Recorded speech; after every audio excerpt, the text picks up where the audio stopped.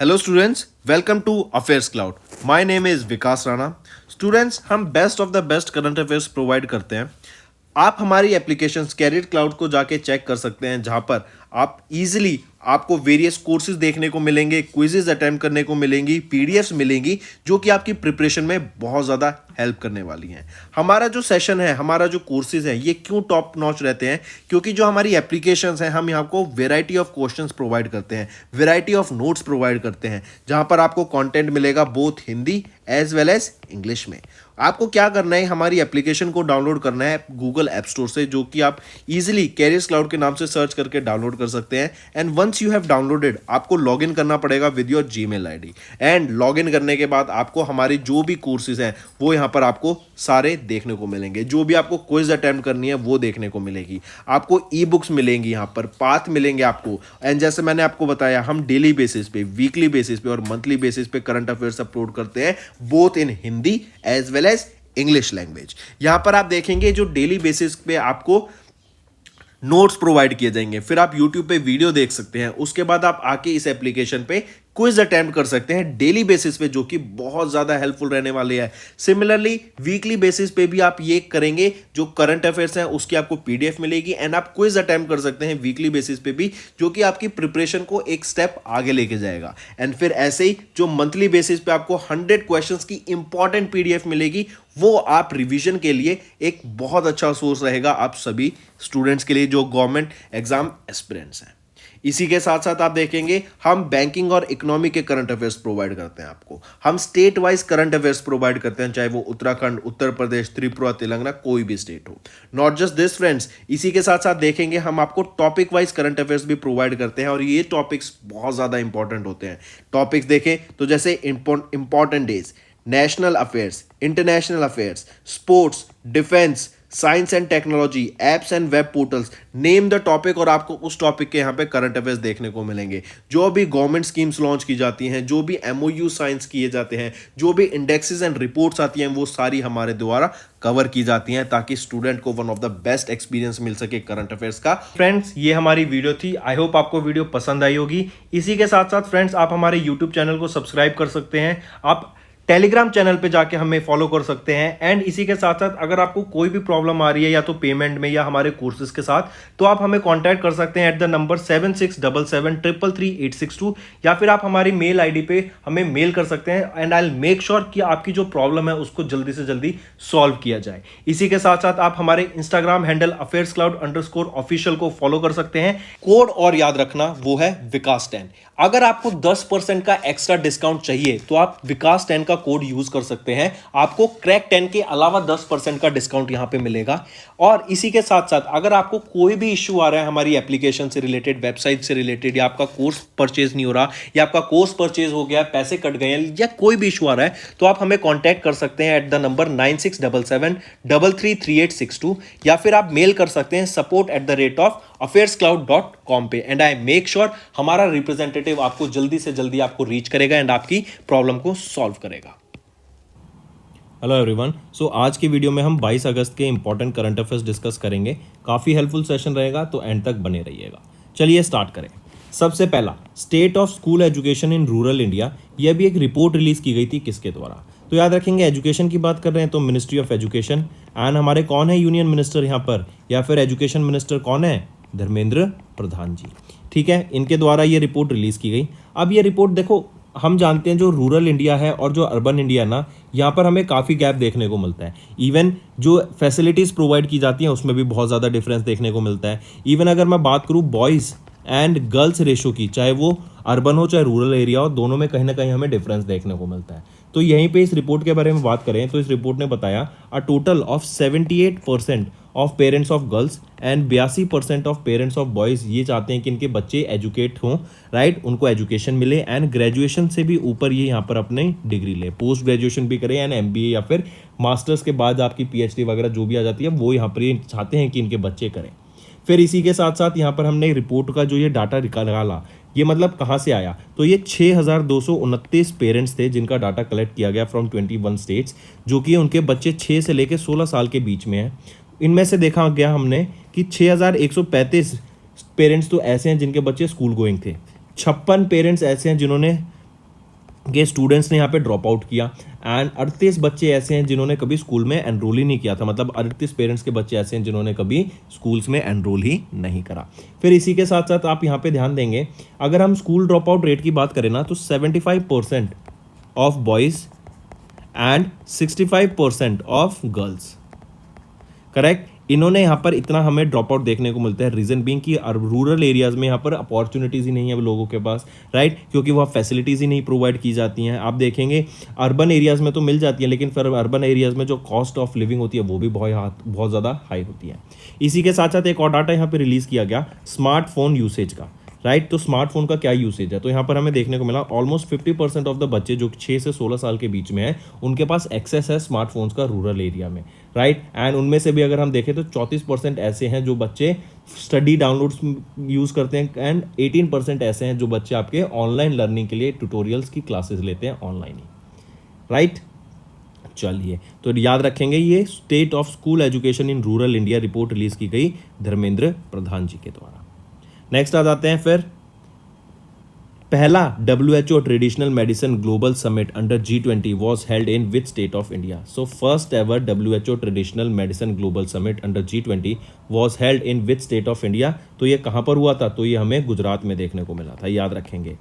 WHO के director general Tedros गिब्रेसिस के द्वारा इसको इनॉग्रेट किया गया, इसको लॉन्च किया गया along the side of G20 summit of health ministerial meeting, right. And फिर यहीं पे याद रखेंगे इस समिट के दौरान पहली joint finance and health ministerial meet भी हुई under the India's G20 presidency. तो आई रिपीट, यहाँ पे फिर से देखते हैं, पहला WHO traditional medicine global summit ये लॉन्च किया गया टेड्रोस गिब्रेसिस के द्वारा।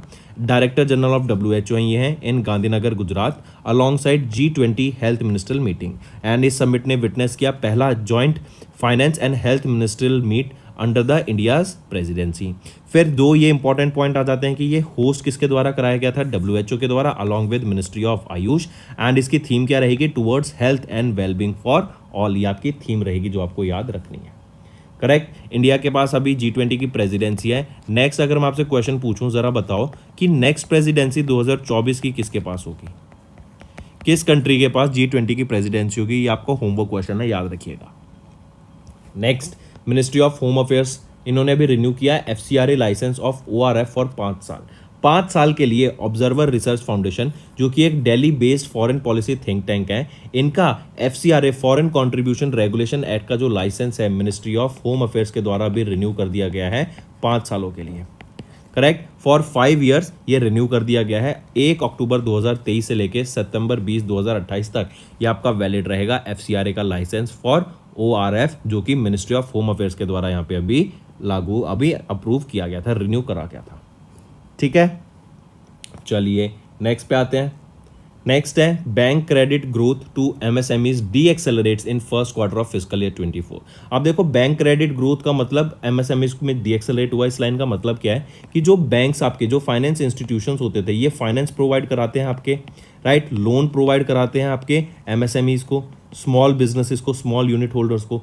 तो उस केस में यहाँ पर हमें देखने को मिला कि पहले तो काफ़ी लोन्स प्रोवाइड कराए गए, लेकिन विद टाइम अब जब हम देख रहे हैं कि पूरी ग्लोबली इंटरनेशनल लेवल पे भी अगर हम देखें, जैसे USA में हम कह रहे हैं, सुना जा रहा है कि 2024 में रिसेशन आएगा, राइट। इंटरेस्ट रेट अभी और बढ़ाए जा सकते हैं यहाँ पर फेड के द्वारा।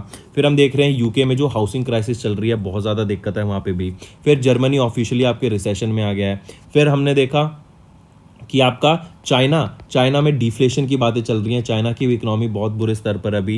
एंड इवन आप देखेंगे यहाँ की भी जो हाउसिंग क्राइसिस है ना, उस पर रियल एस्टेट सर्किट पे बहुत ज़्यादा दिक्कतें चल रही हैं चाइना में, करेक्ट। इवन आप इंडिया में देखेंगे, इंडिया दो एक डेवलपिंग नेशन नहीं है, ये एक डेवलपिंग कंट्री है, फिर भी इंडिया एक बहुत अच्छे स्केल पे ग्रो कर रहा है, करेक्ट।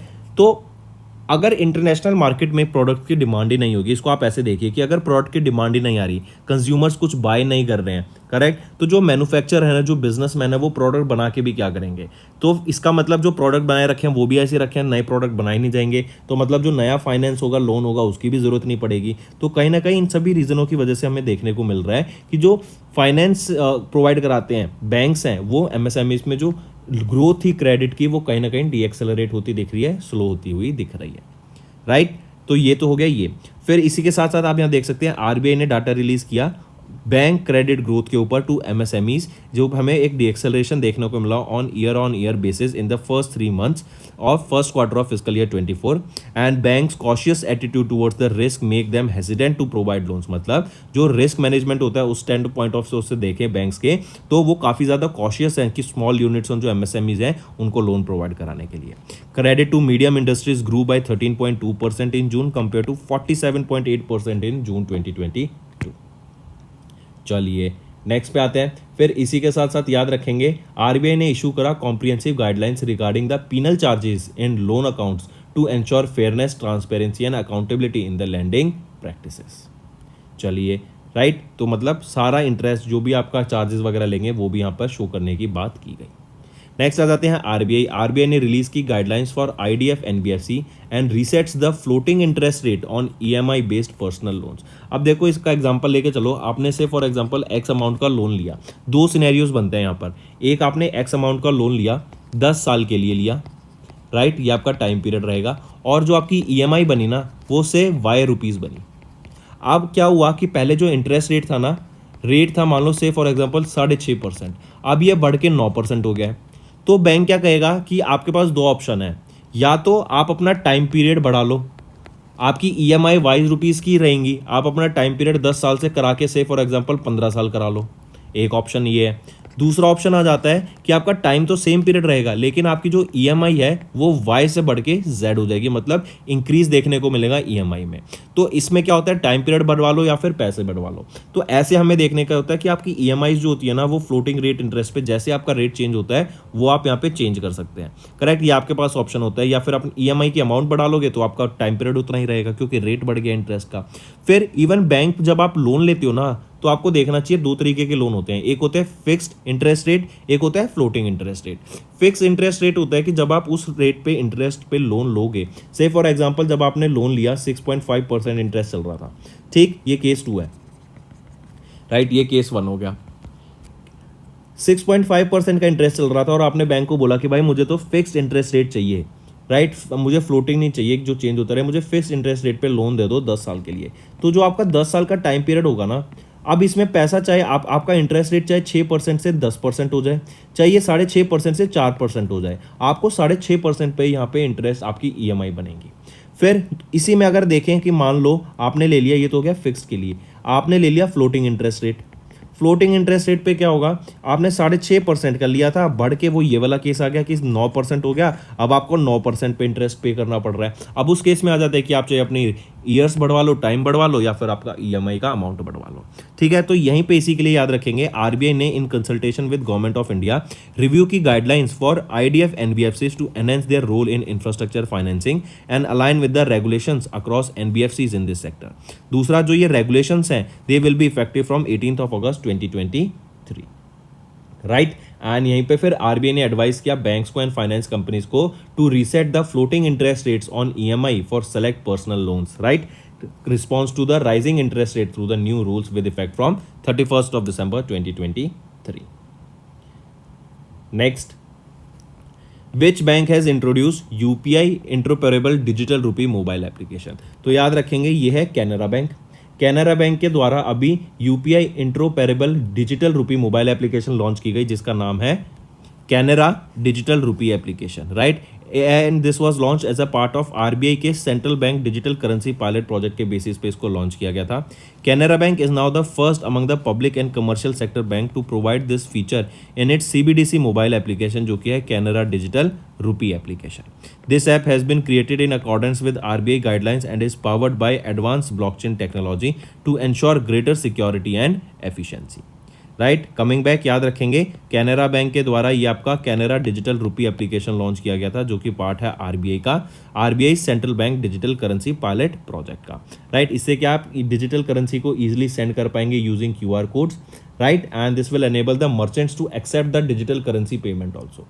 फिर यहाँ पर आपका मल्टी फैक्टर ऑथेंटिकेशन रहेगा, एनक्रिप्शन रहेगा to safeguard the transactions and protect user data, and ये ऐप अलाउ करता है कस्टमर्स को to experience the benefit of rapid and secure transaction using RBI's digital money.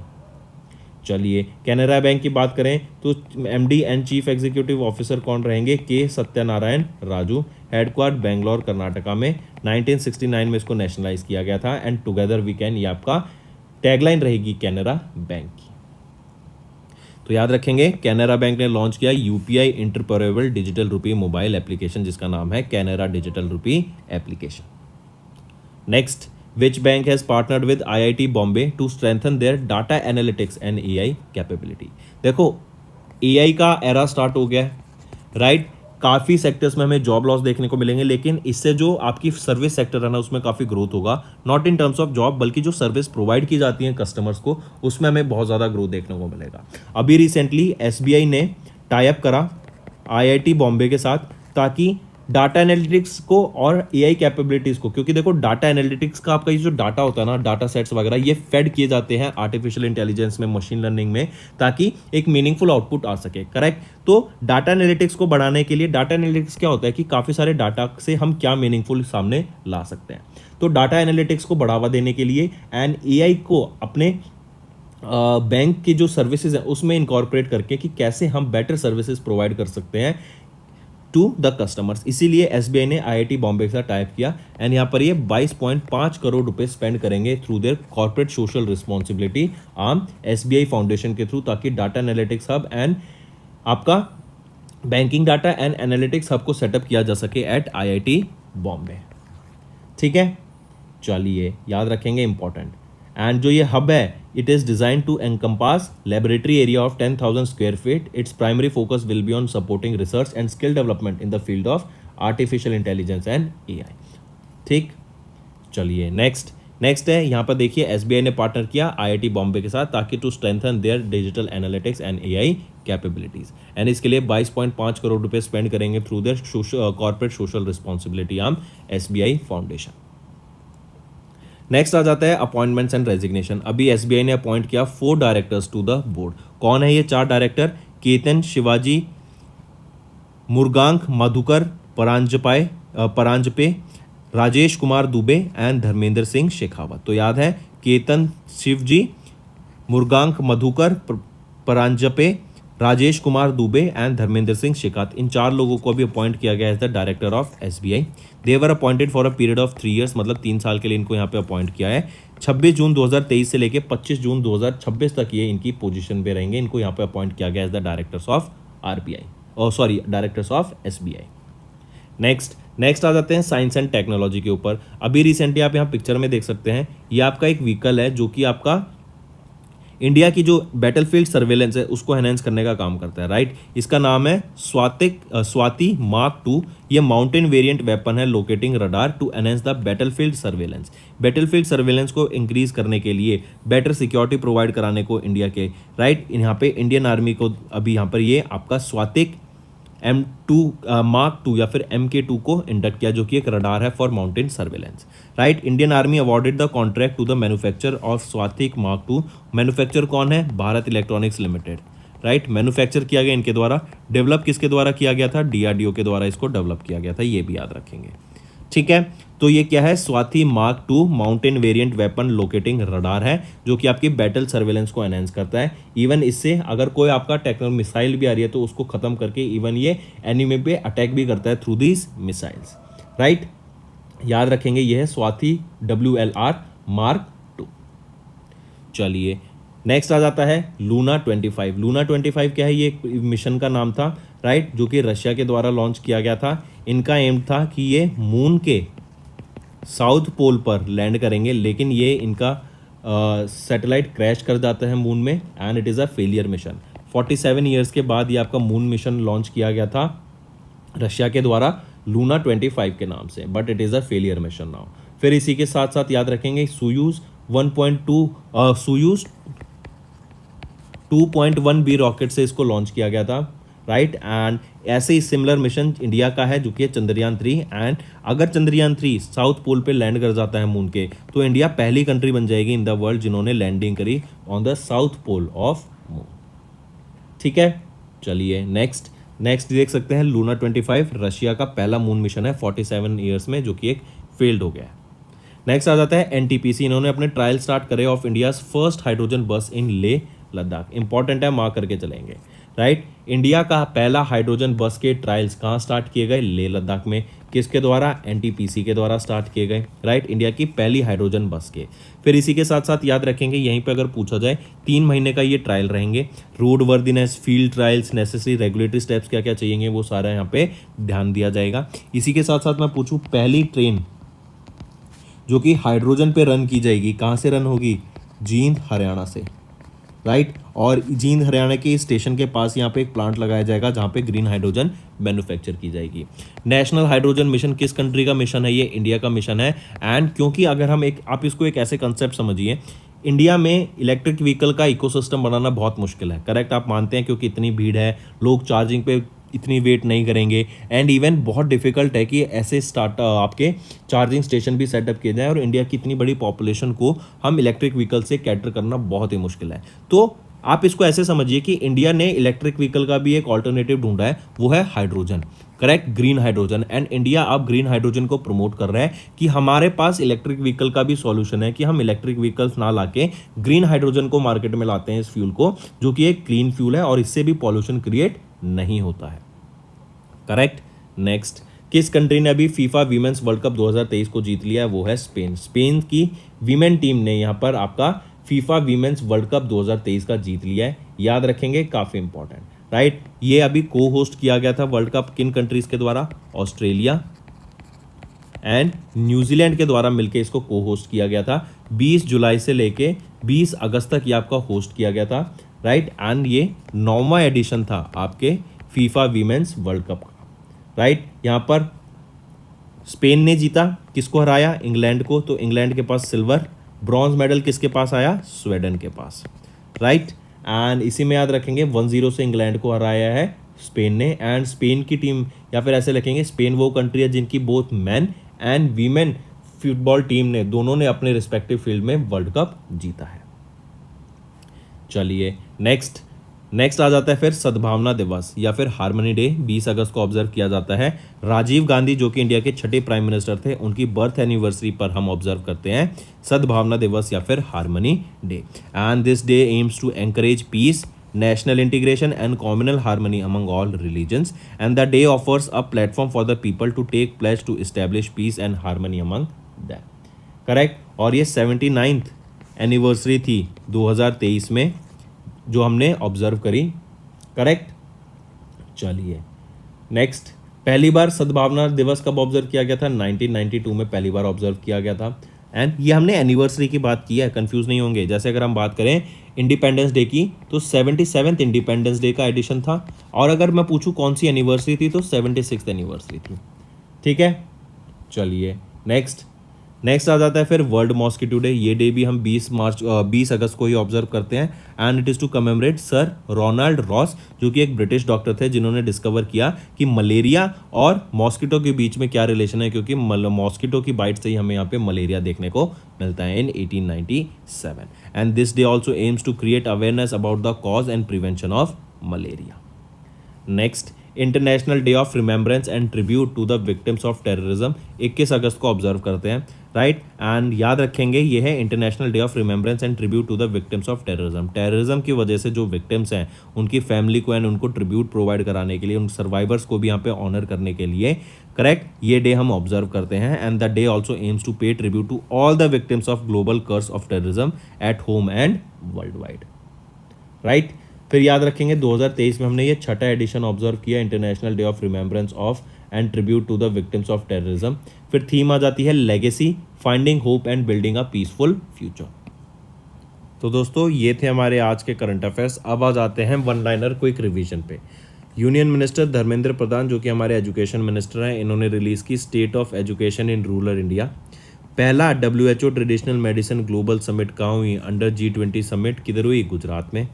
Ministry of home affairs ने renew किया FCRA license of ORF कितने साल के लिए? 5 साल के लिए।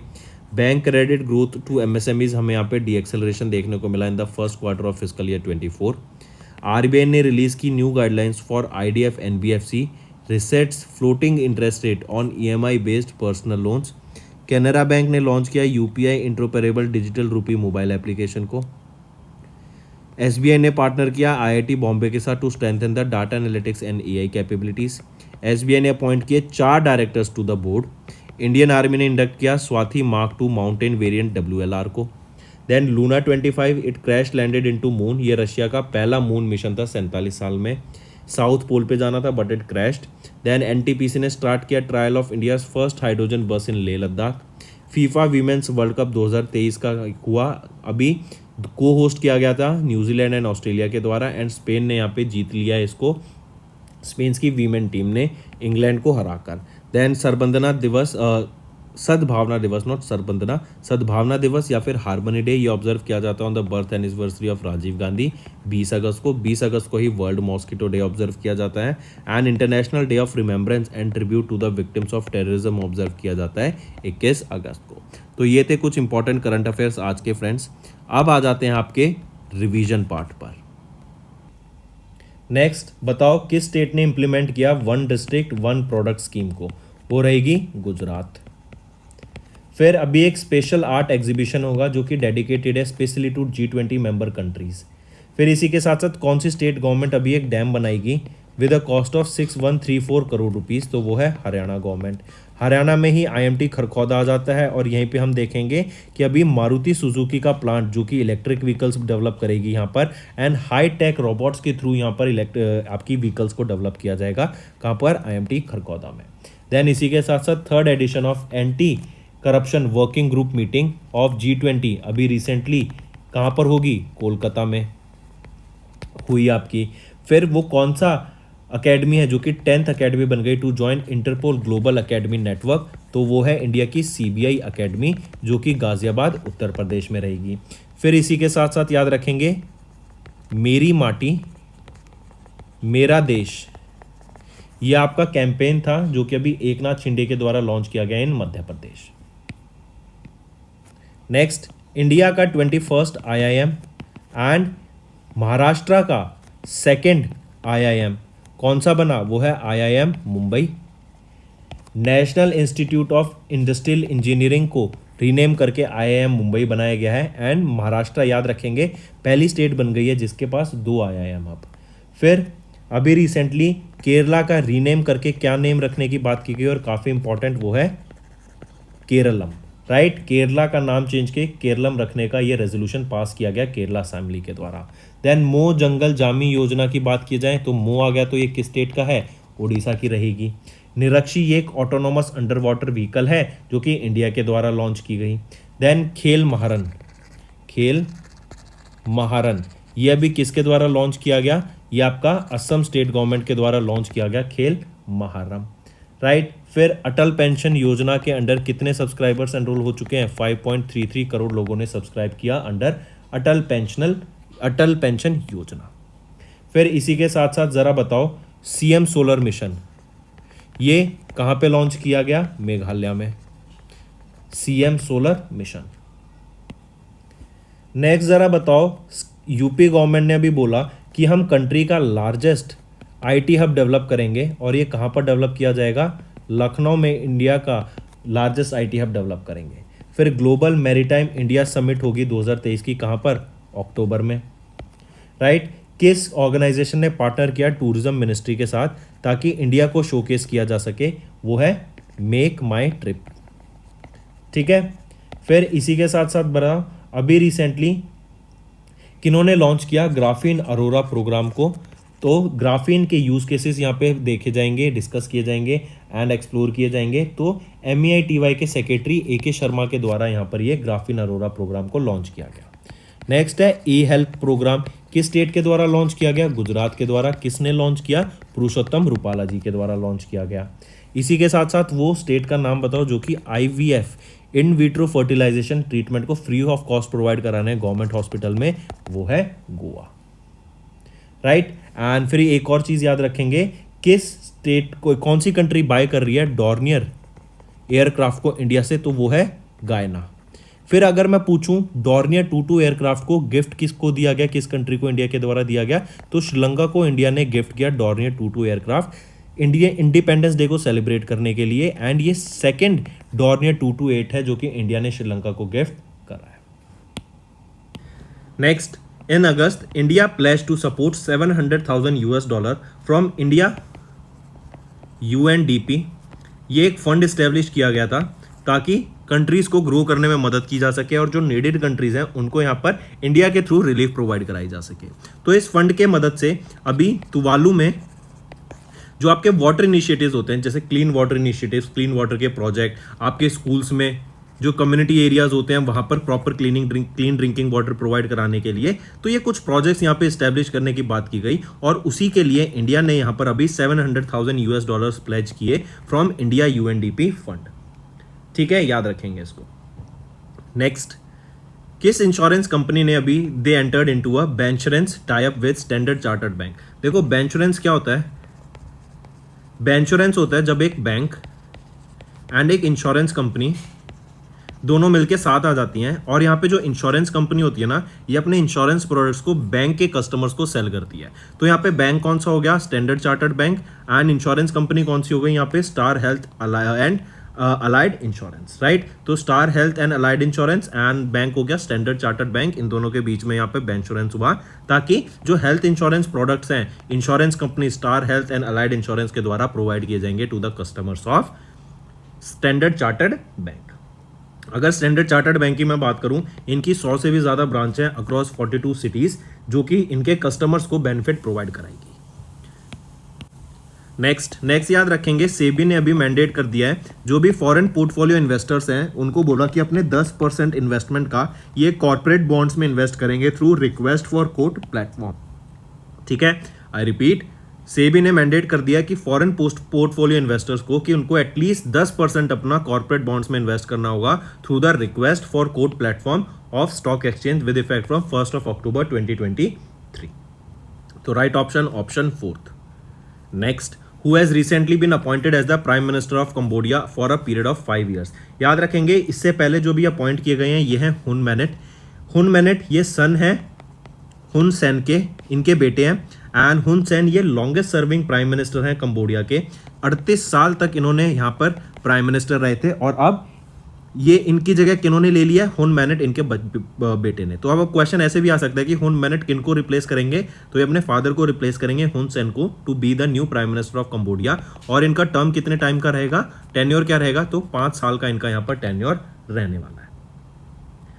नेक्स्ट, एसीसी इन्होंने एक्सटेंड कर दिया टेन्योर ऑफ श्रीकांत माधव वैद्य जो कि चेयरमैन है किस ऑर्गेनाइजेशन के? 1 साल तक इनका टर्म एक्सपेंड कर दिया है 1 सितंबर 2023 को से लेके 31 अगस्त 2024 तक, राइट। 31 अगस्त तक इनका ये टाइम पीरियड था, राइट। 31 अगस्त तक इनकी ये पोजीशन खत्म हो जाती, लेकिन अब इनको 1 साल का यहाँ पे एक्सटेंशन मिल गया है। कौन है ये? ये है श्रीकांत माधव वैद्य। एंड आपको नाम से ही पता लग जाना चाहिए, श्रीकांत माधव वैद्य ये कहाँ के चेयरमैन है? ये इंडियन ऑयल कॉर्पोरेशन लिमिटेड के चेयरमैन रहेंगे। इन्होंने 1 जुलाई 2020 को ये पोजीशन संभाली थी और इनका टर्म जैसे मैंने अभी बताया 31 अगस्त 2023 को खत्म होना था, लेकिन अब इनको फिर से 1 साल का एक्सटेंशन मिल गया है 31 अगस्त 2024 तक। Moving on, quit India movement day कब ऑब्जर्व किया जाता है? तो सबसे पहले हम क्विट इंडिया मूवमेंट की बात करते हैं, राइट। क्विट इंडिया मूवमेंट ये लॉन्च कौन से साल में हुई थी? 1942 में। कब हुई थी? ये आपकी 8 अगस्त 1942 को लॉन्च की गई थी, राइट। 2023 में याद रखेंगे इसकी 81st एनिवर्सरी अभी हमने ऑब्जर्व करी है। ये लॉन्च किस पार्टी के द्वारा की गई थी? इंडियन नेशनल कांग्रेस के द्वारा लॉन्च की गई थी। It was led by whom? It was led by Mahatma Gandhi ji. Reason क्या था? कि जो क्रिप्स मिशन का फेलियर था 9 अप्रैल 1942 में क्रिप्स मिशन भी आया था, याद रखेंगे। एंड इसके फेलियर की वजह से हमें क्विट इंडिया मूवमेंट स्टार्ट किया जो कि एक मास सिविल डिसोबीडियंस मूवमेंट था। एंड यहाँ पे जो मेन एम था ना क्विट इंडिया मूवमेंट का, वो क्या था कि हमें इंडिया को आज़ादी चाहिए from the British rule, correct. Indian national Congress के द्वारा लॉन्च किया गया। महात्मा गांधी ने इसको लेड किया था अगर व्यक्ति का नाम पूछा जाए। बॉम्बे जो तब बॉम्बे था मुंबई हो गया, तब लॉन्च किया गया था, correct. And during world war 2 इसको लॉन्च किया गया था एंड ब्रिटिश एरा से हमें इंडिपेंडेंस चाहिए थी इसलिए। तो करेक्ट ऑप्शन बन जाता है 8 अगस्त 2023। और 2023 में हमने इसका 81st एडिशन या 81st एनिवर्सरी ऑब्जर्व करी क्विट इंडिया मूवमेंट की। Next, which state's road transport corporation has recently won Asia's best brand employer award under the organization with innovative HR practice category? तो देखो कौन सी स्टेट के, तो बताइए कौन से स्टेट के रोड ट्रांसपोर्ट कॉरपोरेशन को अभी एशिया का बेस्ट ब्रांड एम्प्लॉयर अवार्ड से सम्मानित किया गया under organisation with innovative HR practice category के अंडर? तो वह है कर्नाटका का। Karnataka state road transport corporation को भी एशिया बेस्ट एम्प्लॉयर अवार्ड से सम्मानित किया गया। ये जो अवार्ड था announce at the 14th edition of the brand congress on Tuesday and ये जो अवार्ड्स हैं 17 अगस्त को प्रेजेंट किए गए इन सिंगापुर। नेक्स्ट है फ्रेंड्स होमवर्क सेक्शन। पहला, Matangini Hazra who was seen in news was women freedom fighter from which state?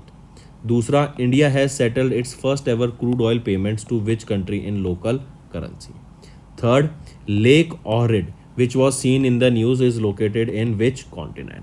तो ये 3 आपके होमवर्क क्वेश्चंस रहेंगे फ्रेंड्स। अगर सेशन पसंद आया तो वीडियो को लाइक करना एंड कमेंट करके ज़रूर बताना कि आपके क्या व्यूज़ रहेंगे। इससे मुझे काफ़ी मोटिवेशन मिलेगी एंड आने वाले टाइम पे जो और कंटेंट होगा हमारा और बेटर कंटेंट आपको प्रोवाइड किया जाएगा। एंड ये तीनों होमवर्क क्वेश्चंस के मुझे मैक्सिमम टू मैक्सिमम पार्टिसिपेशन चाहिए होमवर्क सेक्शन में, right? So that's all for the day. Thank you and have a nice day. That's all for the day, friends. I hope you enjoyed the session and you can follow us on the YouTube channel as well as apart from YouTube channel, you can go and follow us at Affairs Cloud Telegram channel. And if you have any queries related to the content or the of courses offered to you or the payment which you did on the application, you can contact us on the number provided, that is 7677333862. Apart from this, friends, you can follow us on the Facebook as well as on Instagram handle, that is affairscloud_official. In the end, friends, if you use a code that is Vikas10, you will be getting an additional extra 10% discount by using this code Vikas10. Also, if you have any problem regarding the course purchase, any problem regarding to our application, you can contact us on the mobile number, that is 9677333862. And if you want to mail us, you can also mail us on support@affairscloud.com, and I assure you that our representative from us will be contacting you soon and resolving your issue.